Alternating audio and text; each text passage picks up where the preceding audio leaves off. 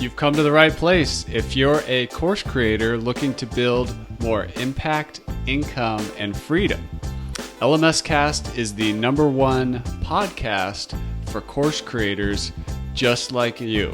I'm your guide, Chris Badgett. I'm the co-founder of the most powerful tool for building, selling, and protecting engaging online courses called LifterLMS. Enjoy the show. Hello and welcome back to another episode of LMScast. My name's Chris Badgett and I'm joined by a special guest, Tom Fanelli from Convesio.com. How you doing, Tom? I'm doing great, Chris. Thanks for having me. So Convesio is the first self-healing auto-scaling platform as a service for creating and managing WordPress websites. It's a hosting company. Let's start there. What actually is web hosting, Tom? Sure. So in its most basic form, your website, your WordPress website, whether it be a course or a brochure for your business or an e-commerce store, needs, let's call it real estate on the internet to be accessible worldwide 24 hours a day by anyone that might look it up via its domain name. That real estate it comes in many forms, but it's generally referred to as web hosting. And it can really be what I would call traditional or legacy type of hosting, which is shared hosting, which is most of the time what you get at companies, the big companies you think of that do hosting, GoDaddy, Bluehost. And then perhaps you might graduate to a more resource dedicated version of that, which is called a VPS or a virtual private server. And we can go into sort of what these are more in depth, or perhaps you might graduate to something even more upscale, which is in our world, managed WordPress hosting, sometimes referred to as cloud hosting. That's kind of a universal term of things that don't seem to fit into the shared and VPS category. And then probably lastly, there's flavors of hosting where you can go out and get your own dedicated machines, and that seems to be sort of a shrinking niche given all the amazing stuff providers like Google and Amazon are doing with virtual machines. So what's the main difference between a VPS and managed WordPress hosting in the cloud? Yeah, good. That's a really great question. Most of the time, a VPS is a managed WordPress hosting provider is using VPS technology. Now there's some of them out there that use a shared hosting approach. And what they do is they layer on top of that better services, better support, WordPress specific knowledge, perhaps some optimizations in the platform that are WordPress specific. And so when we talk about managed WordPress hosting, the biggest differentiator is those are hosts who have an offering or a business that solely focuses on WordPress. And so that focus allows them to have much more of a better performing product than companies that are out there trying to host every CMS and static web page that you could have out there, right? So if you get a generic shared hosting account, you might want to put Joomla, WordPress, who knows what on it, your own code. You get managed WordPress, you're pretty much just running WordPress. That's awesome. On your website, which is at Convesio.com, it says the game changer for WordPress. I love a good product hook and then a tagline. And I want to unpack your tagline, which kind of clarifies the product hook, which is game changer. But I want to get through a definition of terms so that we can just unpack these individually. Sure. What does self-healing mean when it comes to hosting? Like, let's say we get a traffic spike and the site goes down. Is that like, if that's a problem that self-healing might help? Well, that's probably more of a problem that scaling would help. Auto-scaling. Okay. We'll get to that one. What's self-healing? Yeah. So what self-healing is I'll give you a little bit of the genesis of this technology that we've created, because it's radically different than VPS technology and shared hosting. So we've built this platform from the ground up, and we really sort of reimagined what WordPress hosting would be like. I've been building websites. This is going to date me significantly, but believe it or not, the first product I ever used to start building websites was a product called Adobe PageMill, which predates WordPress, right? And so being in the business for a long time, I was personally frustrated on the solutions for hosting WordPress that they really, there was not much significant revolution in the space in terms of how we host WordPress. Yeah, we have shared and we've got VPS and we've got people doing managed WordPress, you know, better than what the traditional WordPress offerings are on shared. But still, if you look at companies like Google and Apple and Facebook, these are companies that are using sophisticated cloud infrastructure setups that have a lot of scaling innate in them. They have the ability to sort of auto-correct problems that arise.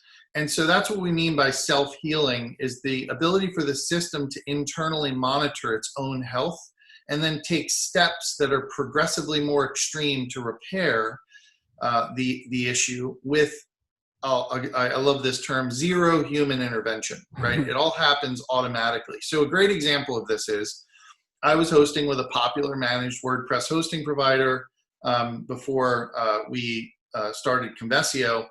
And one day I woke up, it was a Saturday morning, right? I started having an alert go off at 5 a.m. that one of my clients' sites was down. You know, I didn't catch it till 8 o'clock. It was a weekend, I had to send an email. Then they replied back and they're like, this is 4 or 5 hours has gone by. Oh, we restarted PHP, which is essentially a fancy way to say they basically just restarted the service running my website. And everything came back up.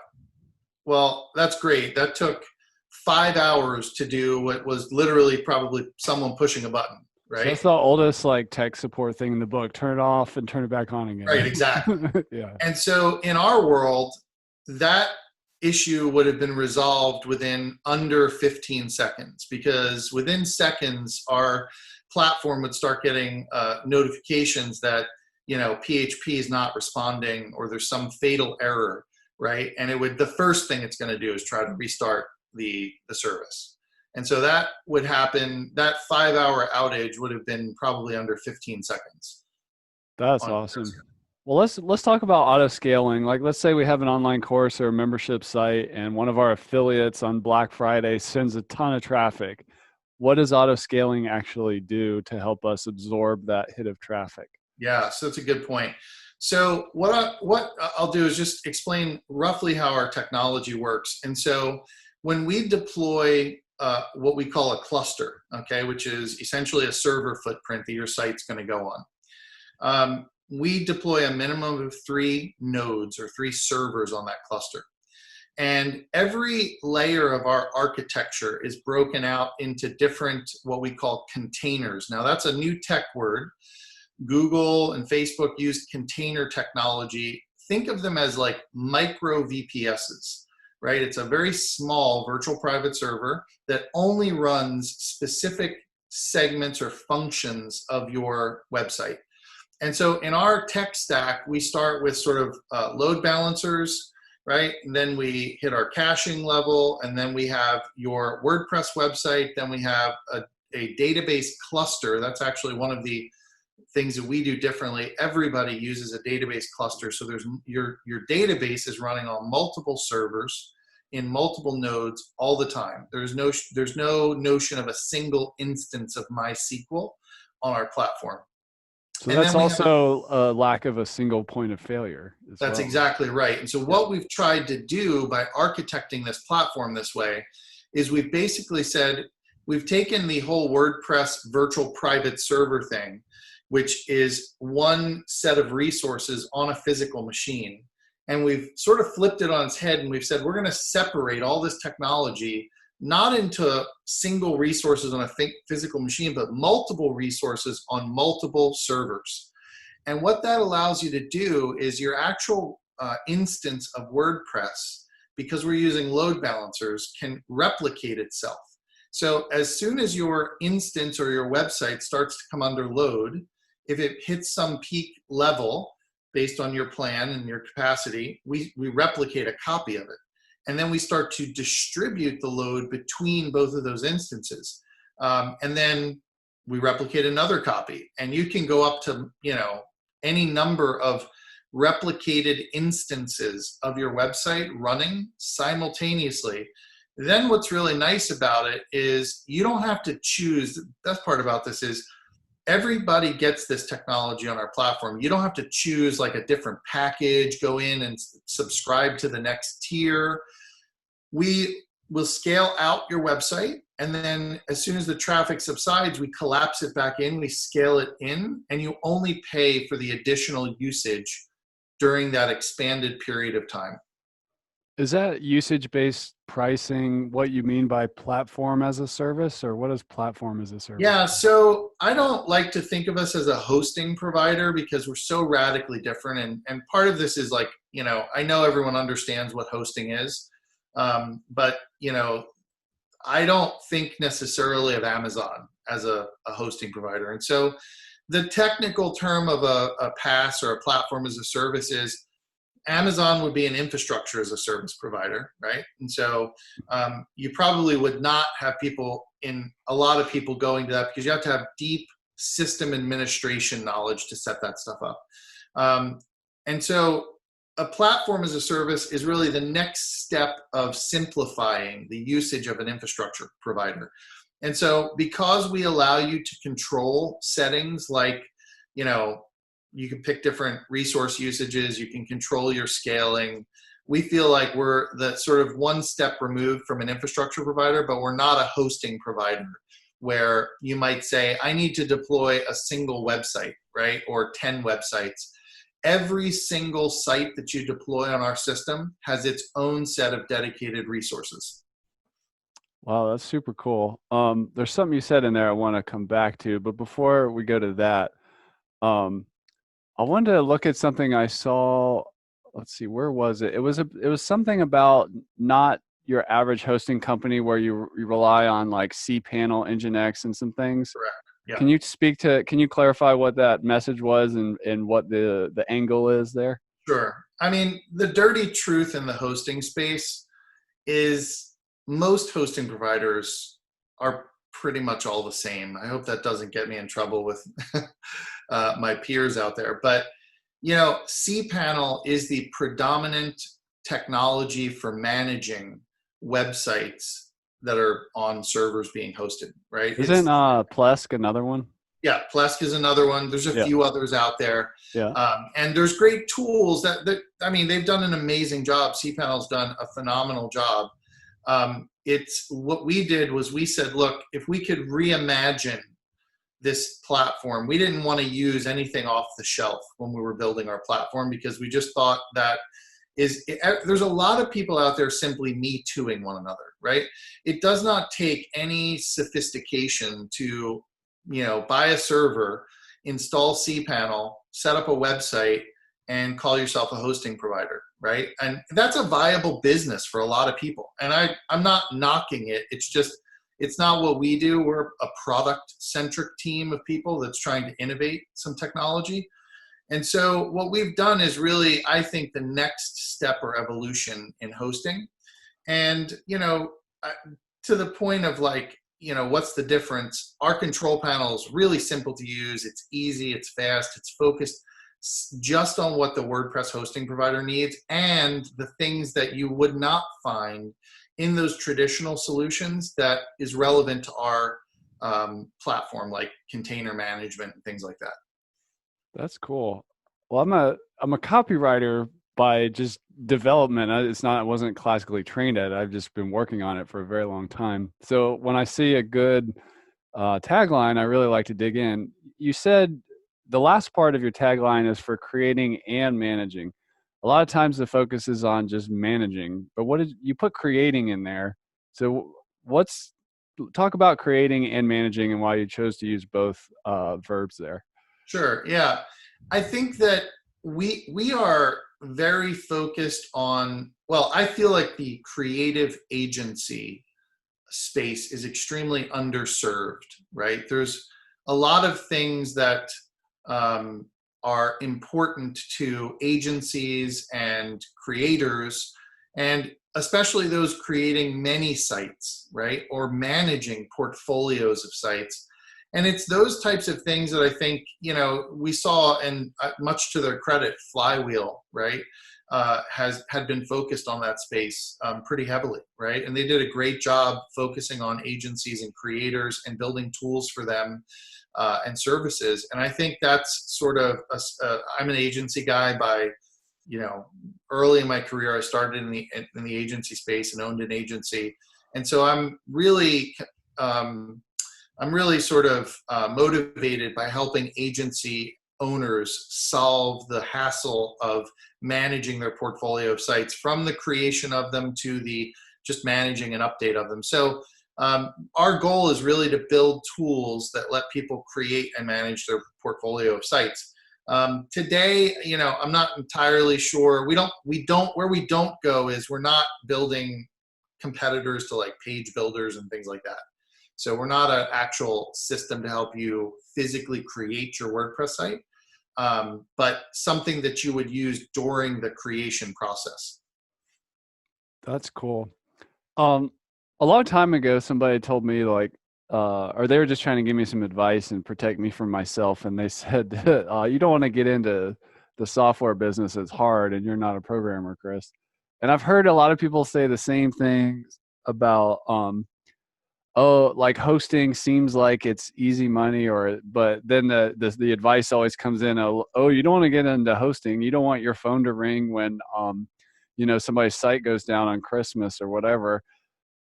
What do you have to say to hosting is hard, or why did you decide to tackle such a huge problem that has a lot of risk, and people are really, there's a lot of high stakes on the line, especially when the website is the business, not just a brochure for the business? Yeah, absolutely. Well, I think I will answer that in a couple different parts. Okay. I get asked this question a lot, and so let me recap a little bit by telling you somewhat of my personal journey that got me here, because it lays the foundation of why I chose to do this. And that is, so I was started in an agency, eventually wound up at a software company running marketing, and really found my niche. And 10 years ago, I relocated from Florida to San Francisco, rolled the dice on a startup in the property technology space, founded by some ex-Salesforce guys early. This was in the early 2000s, late 90s. Like a real estate SaaS? Is that what you're saying? Exactly. Real estate SaaS, designed for property management, actually. Okay. We sold that product about a year after I got to the Bay Area. And then a year later, we took that company, RealPage, public. And I stayed on with RealPage another 5 years. And it's been 8 years now since RealPage has gone public, and it was the first unicorn in the property management space, the first company to have an IPO worth over $1 billion. It was a big deal. If you look at the property technology space now, there's been billions of dollars put into venture capital into that space. There is lots of money. There's hundreds of startups that have occurred. It's exploded. There's multiple companies that have had IPOs or are going to have IPOs. There are people being acquired for hundreds of millions of dollars by larger players. That space was validated and verified when RealPage had its IPO. If you look at the WordPress space now, I think there's a lot of people in the WordPress space who have been here for a long time, and they look at it and they go, the market is crowded. It's so competitive, and they're looking at it from the perspective of where it might have been 10 years ago. And my outside perspective on this is, as soon as we have, look at the things that have happened in the last 6 months, right? WP Engine acquires Flywheel, who Flywheel gets from 0 to 18 million in annual recurring revenue in 6 years, okay? And keep in mind, the space is accelerating as time goes on. Growth is accelerating in the space. WordPress is now 35% of the market. You've got Salesforce making a strategic investment into Automatic of $300 million. You've got WP Engine, after that acquisition, said they're going to have $1 billion plus IPO. When Salesforce, or I'm sorry, when WP Engine has its IPO, that is going to drastically change the landscape of this market. It's going to start growing, I think, even faster.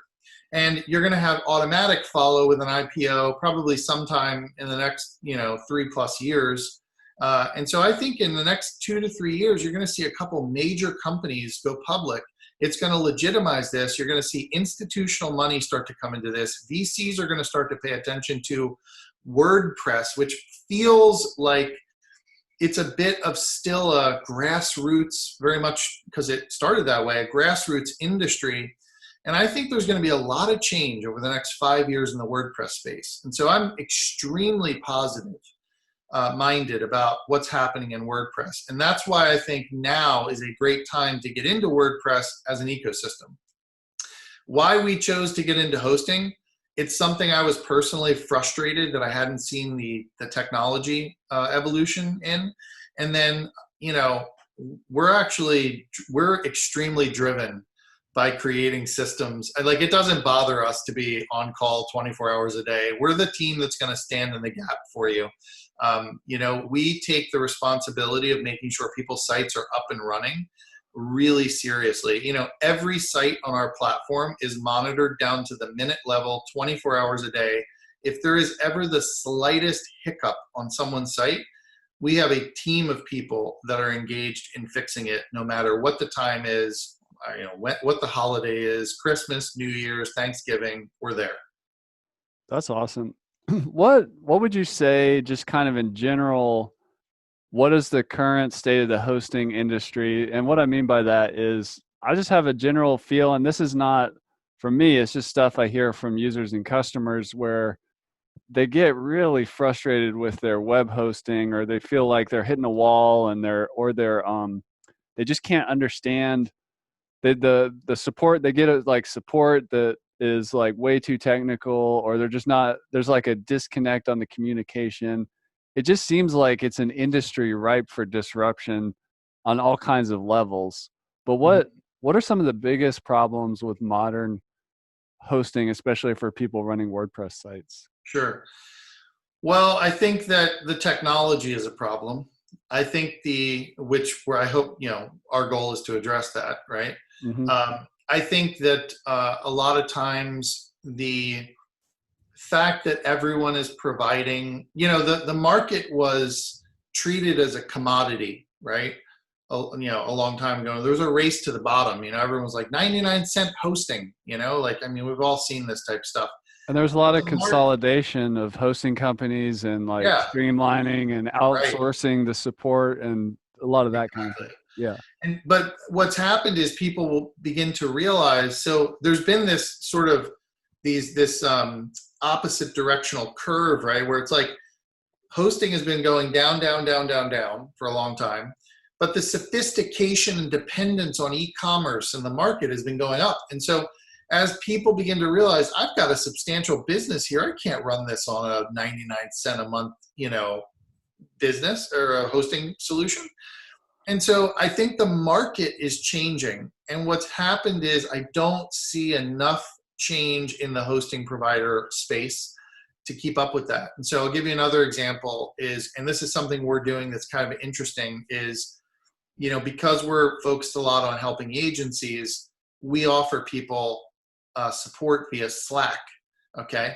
Now we have in-app support and email ticket support, but I think email ticketing support is like 10 years ago. So what we've done is we're sort of piloting this new idea of, we bring agencies into our Slack organization, and then they have access 24/7 to our team and various people on the team, right? Just like you would if you were in a Slack channel with a bunch of other people.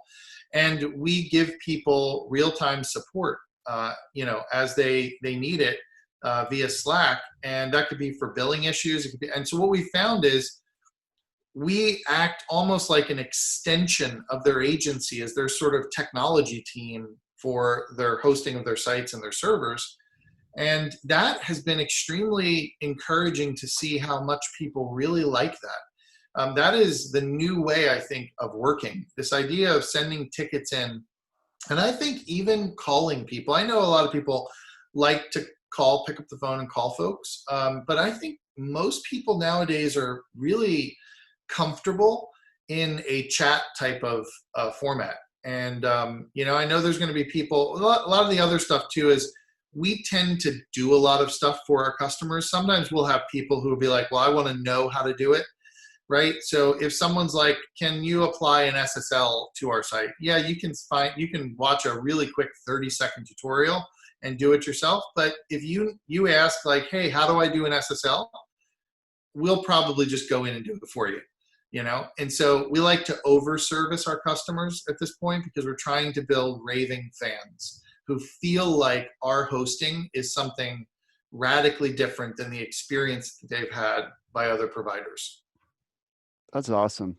I was looking at your pricing page, and I wanted to ask you about caching, particularly because I see people on low-end economical hosts.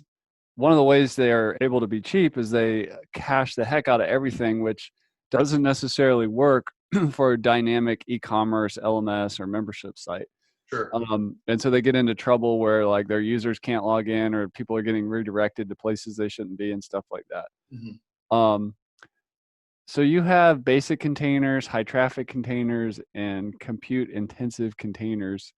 In the context of I guess in general, like how are your tiers different? Like how do you define those? And also, can you speak to caching and which one you would recommend for somebody running a membership site and the LMS, where they should start or where they should be, whether they're a beginner or they're already at a high traffic state? Yeah. One of the things that's really nice about our platform is we allow your site to run in multiple containers simultaneously, right? And so that is really one of the big differences between us and a lot of other companies that are out there. Definitely the traditional providers. And so I would say, we recognize, because again, we're working with people that have all sorts of different requirements. The local landscaper, plumber, doctor is not going to need a super compute intensive website. There's also a segment of the crowd that we've found out there that are very high traffic bloggers. Okay. Mm-hmm. And we wanted to provide a level of service that would allow the agency who's doing local business websites to come in at a lower price, apply another tier that would allow people who might be spending a lot of money on VPSs on various providers, DigitalOcean, Google Cloud, but they don't really need a ton of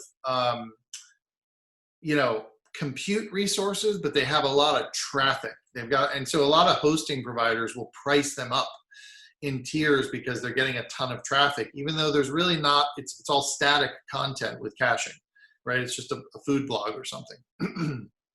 And then lastly, there are those that are doing real sort of application stuff in their tech, like e-commerce, membership sites, LMS sites, all that type of stuff. So we really tried to make 3 plans that would allow people to get in at those different tiers. And the idea for us was that on that 3rd tier, which is the one I'd recommend for, and by the way, I don't think we're not saying you have to be on this tier. These are our sort of recommendations, right? Absolutely, if you wanted to be on a higher tier than we recommended, you could do that. And we don't restrict people on the lower tiers from putting an LMS system, as an example, or an e-commerce store.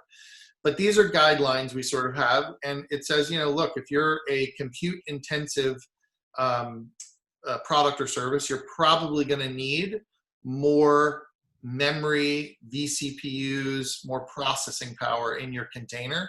And then you still get that scaling technology, even on all these tiers, right? So you still get the ability to scale up if you have a surge of traffic. Wow, that's super cool. I mean, what I'm kind of seeing just looking at this is it seems like it's like more value, like it's cheaper and better at the same time, which is like a really disrupting force, which I'm really excited to learn more about Convesio. In terms of disruption, also before we started hitting record, we were talking about equity crowdfunding. And can you tell us the Convesio story and what it's doing with the equity crowdfunding and what that is? Absolutely, sure. So, like any sort of typical Bay Area SaaS CEO, um, I had for the beginning stages of Convesio self-funded the platform to build it and get sort of a basic minimal product designed. And we started getting some great feedback, and we decided we want to go out and take this thing to the world. And so we had to make a decision on raising some capital to do that. And I had originally thought, well, I'll just go the traditional route of venture capital. That had worked a couple times before in other businesses that I'd been in. And the thing about getting VC money is that, one, we're fortunate in the Bay Area that there's such a high density of VCs. That's not the case for everybody, right? So VC money, if you're in the middle of the country, can be hard to come by. And so also raising venture capital money is it's more than a full-time job. I mean, it's a lot of time and energy. I had a friend of mine who, tracked every single VC meeting he had in 6 months, and he had 300 meetings with VC companies, from coffees to meet and greets, and he wound up getting 2 people. Now, we know as marketers that's a horrible conversion rate. Yeah. So that's not a great conversion rate. And at some point in this VC journey, I was like, well, this feels like it's a lot of work, and I could be 7, 8, 10 months before I get somebody on the hook. And so a buddy of mine came to me and said, hey, you should look at equity crowdfunding. I just raised $1 million for my startup, which was in the cryptocurrency space. And, I'll introduce you to these guys at a company called WeFunder. And so what equity crowdfunding is, or sometimes referred to as regulation CF, regulation crowdfunding. In 2016, I believe it was, when the Jobs Act was passed by Obama, it changed the rules on who could invest in startups. Previously, in order for you to invest, you had to be an accredited investor, which means you have either a income over $200,000 for the last 3 years sustained, or a net worth over $1 million. And basically, it was something that high net worth individuals did, right? Is they invested in startups. Well, when they removed that regulation, what they did was they said, okay, you can invest up to a certain amount of money into startups, and you don't have to be a accredited investor. And so this gave rise to, the easiest way to think about it is investing meets Kickstarter. So in our case, we went this route, and we raised about 1.2, 1.3 million from almost 850 investors. I think our final count was like somewhere around, 840. And that segment consisted of customers. It consisted of WordPress fans out in the marketplace that liked what we were doing. Just like you said, wow, this sounds like it's pretty good. And people invested everything from $100 up to, tens of thousands or hundreds of thousands of dollars. And so you have the ability to sort of control, who you're going out to. And I think someone put it really great. They said, equity crowdfunding gives people who are passionate about what you're doing the ability to get behind your business because of other reasons than trying to get an exponential return like a VC would. Venture capitalists are concerned really with one thing, which is getting an end return on their portfolio. Equity crowdfunding people invest for all sorts of different reasons. That are sometimes more aligned with the future success of the business than simply just profit.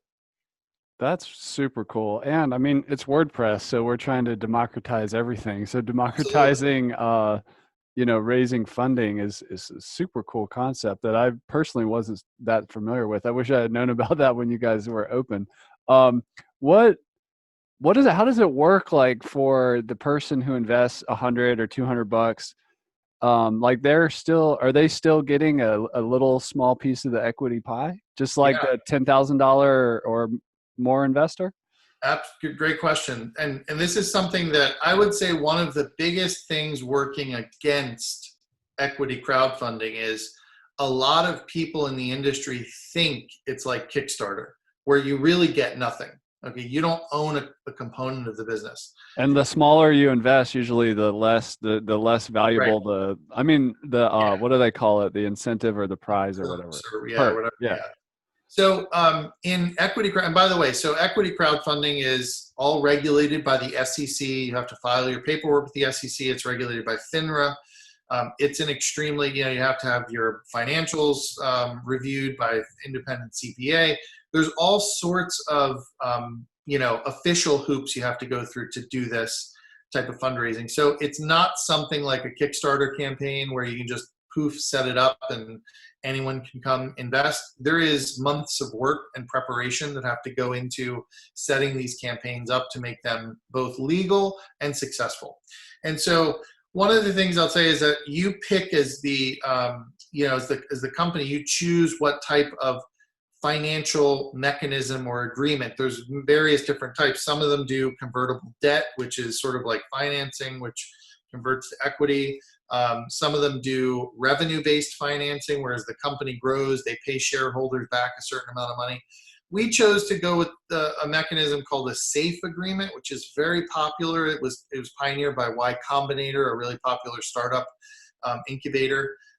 And so basically the SAFE agreement, yes, will convert that money that you invest in the company into real equity of the company. And so you actually will own a piece of the business, unlike Kickstarter. And so, yes, if you invest more, you own a larger chunk, and if you invest less, you own a lesser chunk, but it's all based on the same economics at every investment level. There's no favoritism based on how much you invest. That's super cool. And besides giving up a piece of your company, like the actual equity, did you lose, or in any way do you lose control over the decision making or the operations in terms of like board of directors or anything like that? Or is it purely a financial instrument? Like, in exchange for your money, I'm giving you a piece of the company, and if we exit one day, you get your piece of the pie. Is it pretty Right. straightforward like that, or? It can be, yes. Yeah. It's also very much driven by the company and the leaders of the company, and if you have a board of your company already, that board. But I will tell you that under the SAFE agreement that we use, and so this was an adapted SAFE agreement created sort of off of an original SAFE agreement by WeFunder. And there's several companies, just to throw out a few others. There's, Start Engine is another good one. There's Seed Invest, which is another good one. And some of them specialize in different sort of categories. Maybe some are more consumer focused. Others might be more B2B. But to answer your question, basically you control how you want to do that. And with crowdfunding, because you're going to have hundreds of people, it's going to be very difficult if you had to vote on any sort of actions. So WeFunder's SAFE consolidates all of the people under one lead investor. And so that one lead investor is the person who is you have to go to if you want to get any voting done. And so there's mechanisms that make it very simple for that. And it's not super common on a seed round that you would have a VC that would insist that you put a board in place. From what I've seen, maybe other people can, give different experiences on that. But in this case, you're not regulated to put any sort of board or advisory team or anything like that. That's totally driven by the leadership team of the company. And that's one of the things that people, people that are doing financing through WeFunder is that it really puts a lot of the control on the business still. So you can make those decisions that you think are best for your company. That's awesome. Well, I've learned a lot today from you, Tom. If you're listening to this, I'm curious, as the CEO of LifterLMS, if you're interested in investing as a user into Lifter, send me a private message on Twitter or Facebook or wherever. I'd just be curious to explore this idea of crowdfunding. Because like you're saying at Convesio, how cool is it for an actual customer to invest in the company that kind of hosts their business? There's like this virtuous cycle, as opposed to not that outside money is bad, but it's not, there's more skin in the game than purely a portfolio, being a portfolio piece in a, in a investment portfolio for a financial person who does that. That's their business, but it doesn't really have anything to do with the company they're investing in, besides if they're successful. So Yeah, I agree. And I definitely think, I don't think we did as good of a job getting the word out to the WordPress community, because I think a lot of times when we tried to share this with various media outlets in WordPress, they didn't know what to make of this because it's still somewhat of a new type of thing. And I think one of my hopes is that we're sort of leading the way, that other WordPress businesses who are interested in doing this would take the steps to start to look into doing this, because the model works so well for us as a community-driven ecosystem, right? If we can have businesses that are owned by the community and we mutually benefit from the coming success that I just sort of articulated a few minutes ago, and why I think the WordPress space is still at the very beginning of its story, I think that is an amazing way to create wealth. It's also an amazing way to create community-centric products and services that the community actually can own a portion of. So I would say if anyone's interested in listening to this, feel free to reach out to me. I'm happy to talk to anybody about equity crowdfunding and if it might apply to their business. that's awesome. Well, Tom, I really appreciate having you on the show. Convesio.com. Go check that out as a WordPress host. Any final words for the course builders and the membership site creators out there about your hosting option? No, I think we pretty much covered everything, and I appreciate you having us on the show. Absolutely. Well, that's Tom Fanelli at Convesio.com. Thanks so much. We'll have to do this again sometime. All right. Thanks, Chris. And that's a wrap for this episode of LMScast. I'm your guide, Chris Badgett. I hope you enjoyed the show. This show was brought to you by LifterLMS, the #1 tool for creating, selling, and protecting engaging online courses to help you get more revenue, freedom, and impact in your life. Head on over to LifterLMS.com and get the best gear for your course creator journey. Let's build the most engaging, results-getting courses on the internet.